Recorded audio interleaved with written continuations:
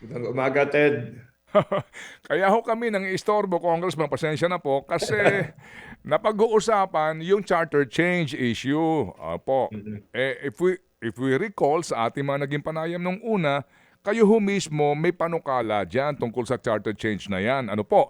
Ngayon ho Oo. ba sa 20th Congress, first regular session, kumusta na po ang panukalang yan? Kasi nga nadadamay ang pangalan ni Speaker Boji doon sa binabanggit po ni Manang Aimee na meron nga pong charter change and no oil na sinasabi. Go ahead, Congressman. Well, ako, ah, nagbigay ako ng panukala noong August pa, nung last year, ano? So, medyo matagal na. Apat ata yung naalala ko, or lima na ibang mga congressman na nagbigay din ng mga panukalang resolution para sa charter change. Si Deputy Speaker Paulo Ortega, si Congressman Pido Garbin, si Congressman Richard Gomez, nagbigay din, ano, may isa pa yata. Pero parang hindi na gumagalaw, Ted, kasi nagkaroon kami ng dalawang hearing, at least doon sa aming mga proposed bill. Ah, Ngayon parang hindi na masyadong pinapansin. So wala kaming scheduled na bagong hearing. Nandun pa kami sa first reading, hindi pa lumalampas sa second reading. Ibig sabihin, Mm-mm. umpisa pa lang talaga ng proseso. Parang medyo napabayaan na dahil na natabunan itong mga impeachment activities sa Kongreso. Tapos sunod-sunod na. Ang dami ng mga batas ngayon na kailangan ipasa, mga LEDAC. Parang Mhm. nawala na sa priority ng Congress ngayon. Kaya yung mga pangamba ni Senator Marcos na magkakabiglaan dito, palagay ko hindi mangyayari yan. Saka alam mo, Ted, yung aming proposal, con-con, hindi con-as, hindi Constituent Assembly. Mm. Hindi Kongreso ang gagawa ng revision sa konstitusyon, kundi Mm. Constitutional Convention para sa amin. So, siguro hindi na siya dapat mangamba dyan.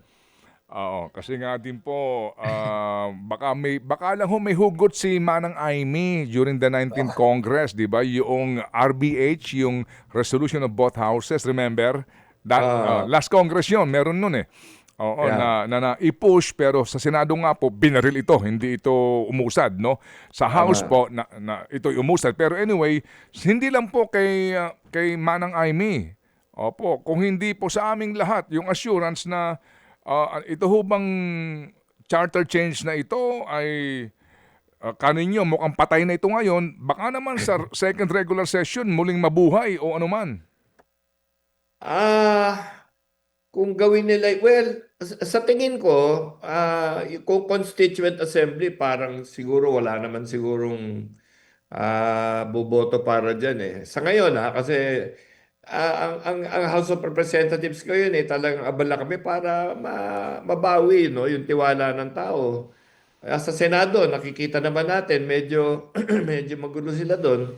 So, sa tingin ko, wala sa panahon kung Constituent Assembly. Mm. Kung naman i-con natin ito, parang nauubusan na tayo ng oras eh.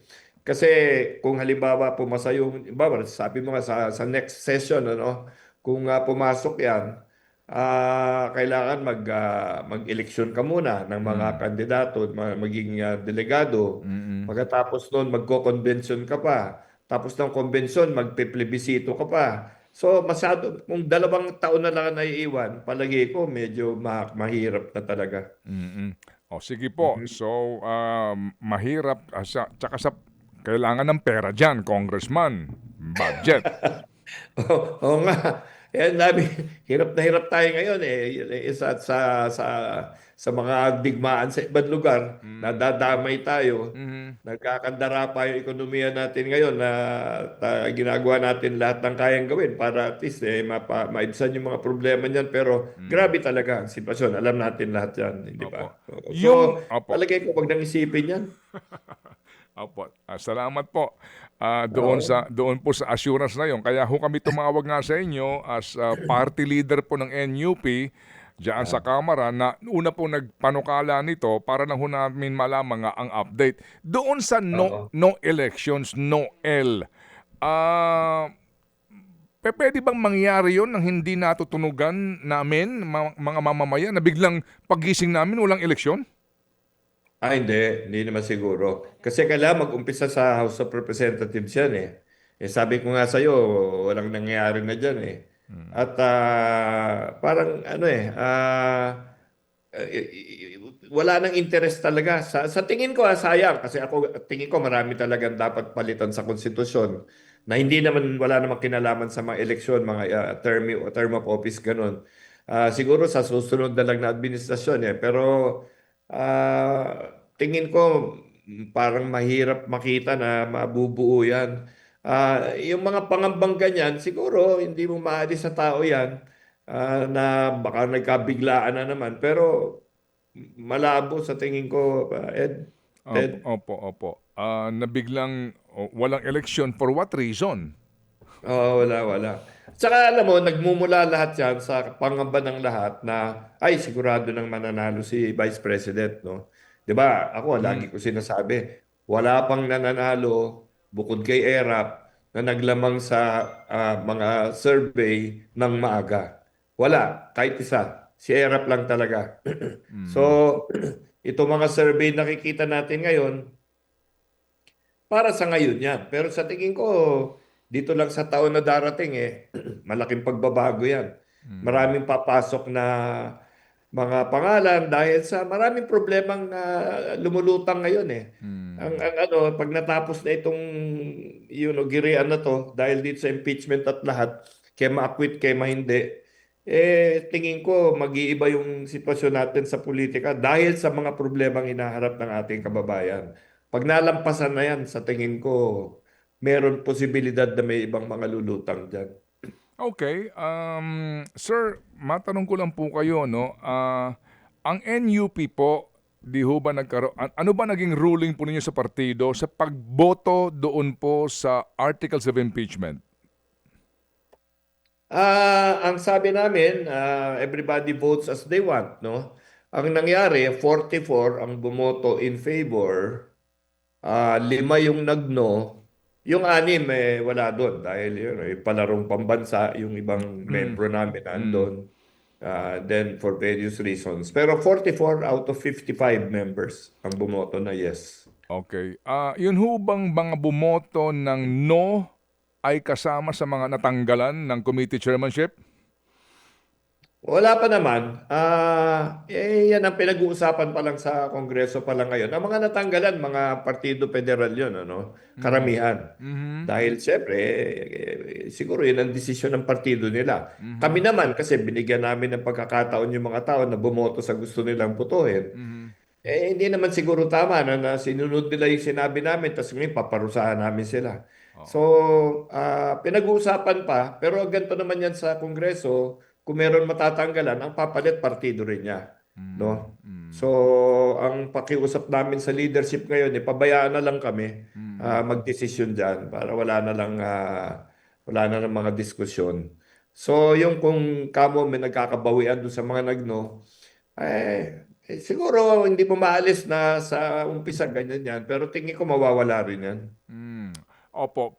So, Kong Ronnie, um, ano po ang itutulong ng partido kung meron man dito po sa ating prosecution sa impeachment trial ni VP Sara? Mm. Dalawa sa miyembro namin ang prosecutors dyan, no? Si Congressman Defensor at saka si Congressman Joel Chua. So, andyan na naman lahat ng ebidensya, lahat ng mga dokumento na andyan na. Nasa pagpresenta na lang sa Senado yan. At nagpupulong-pulong naman sila lahat ng mga prosecutors para kung paano nila ipipresenta yung kaso doon sa Senado. Sa tingin ko nasa mahusay na kamay naman yan.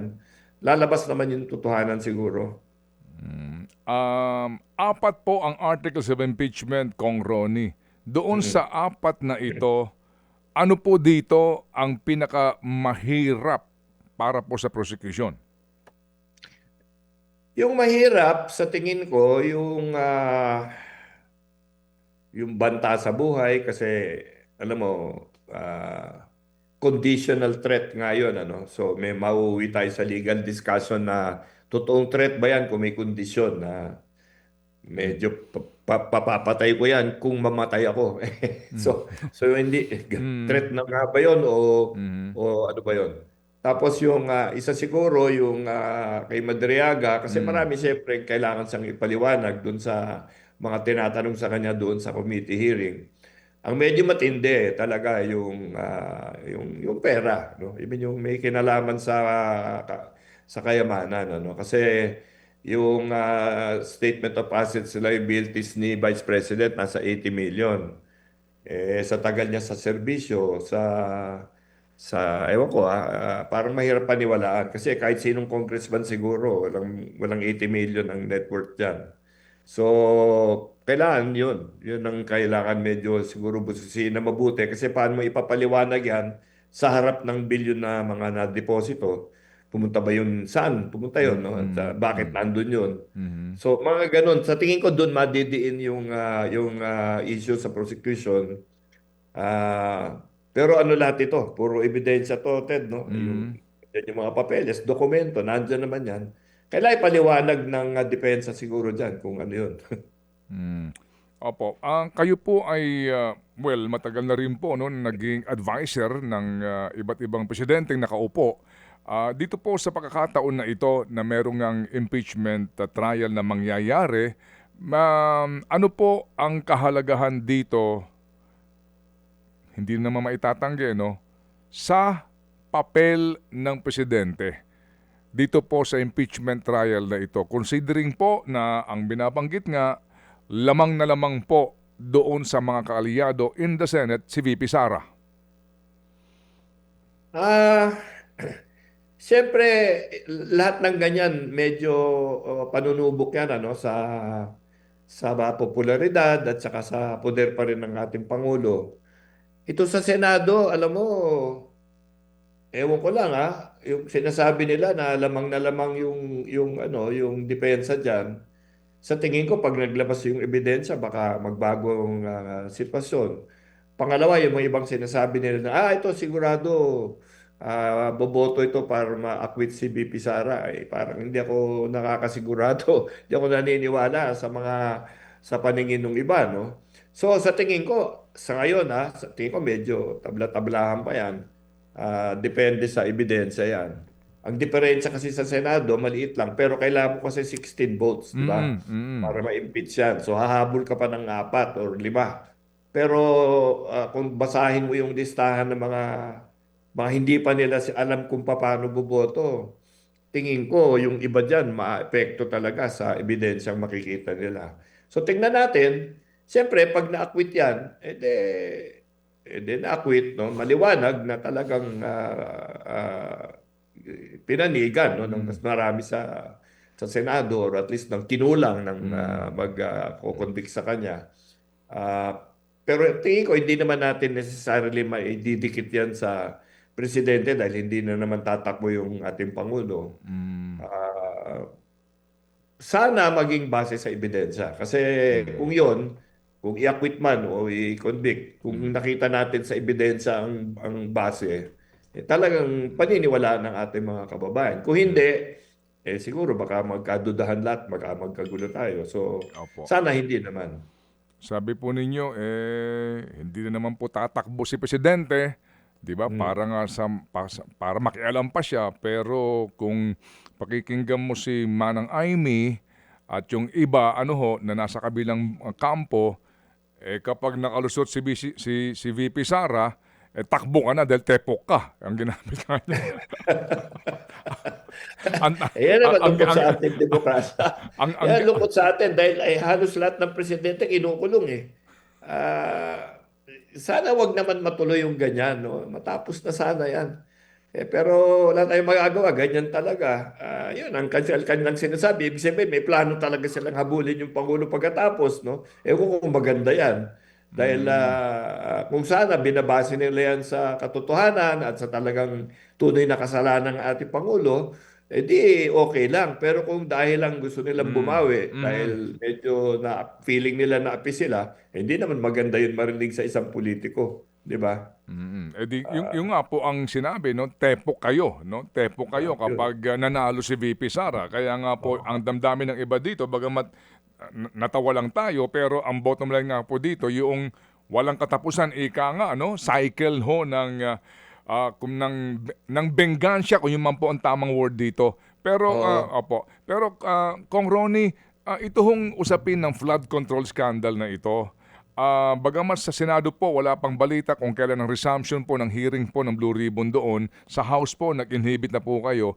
Yung pong inyong panukala dyan, na pagbabawal na po sa mga miyembro ng Kongreso, bagamat may batas na po na bawal yan, yung iyong conflict of interest at maging itong ang pakikialam sa mga kontrata, sa mga proyekto ng gobyerno, nasa na po yun? Dalawa yun kasi, no, Ted, no? Yung Mm, isa, proposal namin na ilagay sa House Rules para hindi na pumunta sa mm, kaso-kaso pa doon pa lang sa congressman.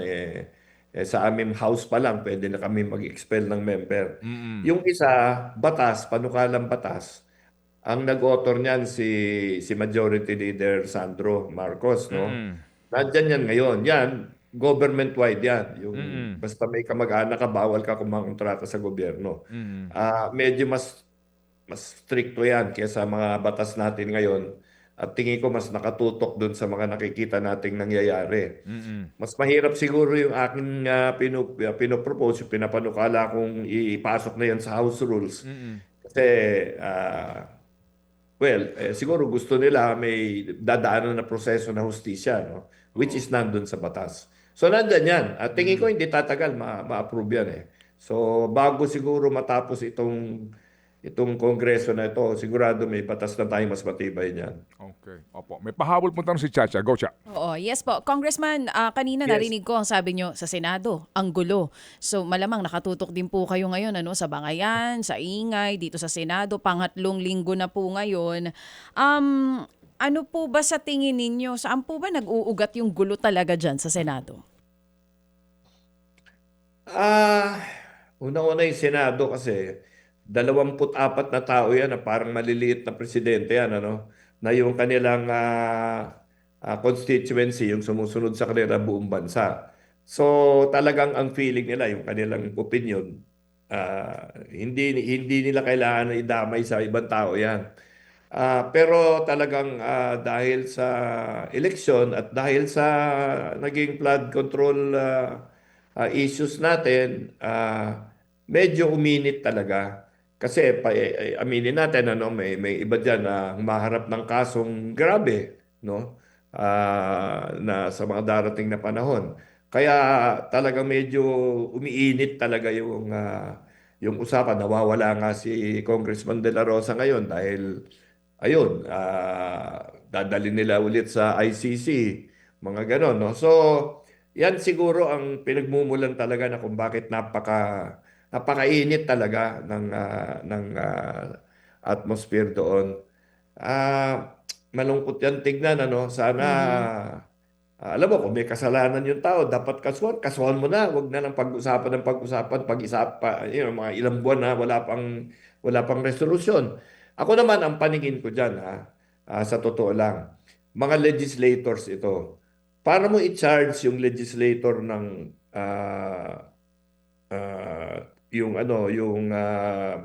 malversation or yung mga charges na binibigay nila ngayon, kailangan yung ebidensya mo matibay talaga. At sabi nga natin justice delayed is justice denied. Mas mabilis sana magkaroon ng conclusion nito kung talagang grabe yung kasalanan nila, di pa nagutin na. Ang nangyayari kasi umiikot lang ng umiikot, hindi naman talaga nalalagay sa mesa yung mga charges na diretso. Naintindihan ko na matagal gumawa ng kasong matibay. Pero siguro dapat tapusin yan para mawala na yan sa isip ng ating mga senador. Kasi paano ka naman mapapanatag ng kalooban dyan kung hindi mo alam kung anong araw lalabas yung warrant of arrest mo, biglang ma-hold departure order ka, biglang ma-seize yung assets mo, 'di ba? So, parang mahirap talaga makitang manahimik ang Senado kung ganyan ang atmosphere. Oo, sorry, hindi ko masyadong makuha yung punto niyo, sir. Paano po ba? Kung may dapat kasuhan, kakasuhan agad, huwag patagalin. Yun po ang inyong suggestion. Oo, wag nang ano, para at least magkasagutan na ito. Tapos ang ano kasi, karamihan ng mga ano, plunder ang sinasabi, tapos ganyan. Lahat na puro non-bailable, nakulong talaga kaagad, ano. Siguro suriin ng mabuti at pag-aralan kasi ako, sa tingin ko, yung mga kasong ganun plunder, unang-una malversation, mahirap congressman or senador mag-charge ng malversation kasi malversation, kasalanan yan ng isang gumagawa ng kontrata na ang pinagmulan doon pondo na hindi dapat doon pumunta. Yun kaya malversation, no? Eh wala naman senador o congressman na pumipirma o sumasali din sa mga kontratang ganyan. So the other one, sabihin nila plunder. Para mo sabihin plunder, kailangan ipaliwanag mo na nakisabwat kami sa or sino man senador, congressman doon sa mismong gumagawa ng kontrata. Wala pa akong nakikita na ganun na klaseng ebidensya lumalabas, no? Pero yun ang lumalabas ng mga charges kasi walang bail yun. Kulong talaga yung mga ganon, no? So sana suriin ng mabuti at yung kasi ngayon pwede ka naman kasi magpa-hold departure or magpa-freeze assets kahit na pinaplano pa lang yung kaso eh. Sana wag naman masyadong magdamihan yung ganon. Lalo na sa mga taong pinangangalagaan nila yung pangalan nila. Kaming mga politiko na dapat talaga paniwalaan ng tao, sana bigyan ng pagkakataon na sagutin nila kung meron ng problema. Oh. Or wag na lang pag-usapan kung wala naman talaga. So, paano po kaya ang compromise natin dito? Nagbabangayan pa rin sila hanggang kagabi para po ang unahin na sana ng mga senador yung mas matinding problema po ng tao ngayon. Siguro aminin natin talagang yung impeachment lang ang iniisip ng lahat ngayon, ano? Pati na rin yung mga palitan dito sa liderato ng Senado, doon nila kinakabit, no? Total, sabi nila July 6 mag-uumpisa na yung trial. Si Senate President Alan Cayetano, yung unang araw na nasa pwesto siya, tinawag niya na kagad yung impeachment trial court, no? So, sana maumpisahan na yan. Total, July 6, mahigit sa isang buwan pa yan. Kaya marami pang mangyayari. Pero during recess daw, magtatrabaho naman ng Senado dahil dito sa bagay na ganito, no? So, mas maaga malutas yan, mas maaga matapos lahat yan. Siguro mas kakalma yung tao. Tapos, magkaroon na rin ng masusing pag-iisip dito sa mga kaso na binabanggit na isasampa laban sa mga congressmen or sa senador or sa mga representante, di ba? Para wala na yung mga haka-haka eh. Yung kasi medyo nakakasama pa ng panahon kasi yung hindi mo alam kung matutuluyan yung kaso or hindi, hindi mo maintindihan anong base, yung ganun. Mabuti ilapag na para malinaw na lahat. Okay, sige po. So Congressman Ronnie, salamat sa inyo pong panahon at kahit na nga po holiday ngayon, kayo po ay nagbigay po ng oras at nagpaunlak po sa aming programa. Sa ulitin po, Kong Ronnie. Of course, maraming salamat, Ted. Opo, mabuhay. Thank you. Mga kapatid, patuloy po kayong tumutok sa 105.9 True FM para sa totoong balita, impormasyon, music, and entertainment. Mag-subscribe sa aming YouTube channel at podcast at sundan nyo kami sa Facebook, Instagram, X at TikTok sa True Network PH. Bisitahin din po ang aming official website, truefm.ph. At panoorin din kami sa True TV Signal, Channel 19. Kami po ang 105.9 True FM. Laging true sa'yo, kapatid.